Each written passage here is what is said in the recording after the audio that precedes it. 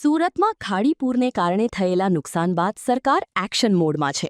નાયબ મુખ્યમંત્રી હર્ષ સંઘવીએ આજે ભટાર વિસ્તારના આંબેડકરનગર અને આઝાદનગરની મુલાકાત લીધી હતી. તેમણે અસરગ્રસ્ત પરિવારોને મળીને 6,800 રૂપિયાની વૈકલ્પિક સહાયનું વિતરણ શરૂ કરાવ્યું છે. મંત્રીએ જણાવ્યું કે શહેરમાં 250થી વધુ ટીમો તૈનાત કરવામાં આવી છે અને 1900થી વધુ પરિવારોનો સર્વે પૂર્ણ થઈ ચૂક્યો છે.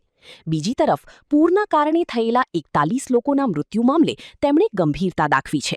હર્ષ સંઘવીએ સ્પષ્ટ કર્યું છે કે ક્યાં પાણી ભરાયા અને કોની બેદરકારી છે તેની તપાસ માટે એક ખાસ બેઠક બોલાવવામાં આવી છે. આ દુર્ઘટનામાં જે કોઈની પણ ભૂલ સામે આવશે તેમની સામે કડક કાર્યવાહી કરવામાં આવશે. તંત્ર હાલ ગ્રાઉન્ડ ઝીરો પર રહીને તમામ સ્થિતિનું મોનિટરિંગ કરી રહ્યું છે. और कोई भी तकलीफ हो तो कल सुबह मैं वापस आने वाला हूँ यहाँ पे मिलूंगा. जिसका नहीं हुआ होगा वो मुझे मिल सकता है. ठीक है, कोई चिंता मत करना. लेकिन जो परिवार उनके घर में रह रहे हैं उनके लिए ये सहाय है. तो घर घर में आ रहे हैं तो आप मदद करना.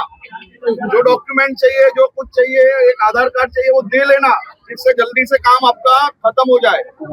और थोड़ा साफ रखने में मदद करना क्षेत्र को. सभी लोग काम कर रहे हैं, आप लोग भी थोड़ी थोड़ी मदद साथ में करिए. और घर घर में अभी आ रहे हैं लोग, तो आप घर पे रह के सबको सर्वे में मदद करिए और जल्दी से आपका काम पूर्ण करवाइए. ठीक है, और मैं भी आ रहा हूँ 2-3 गलियों में अभी.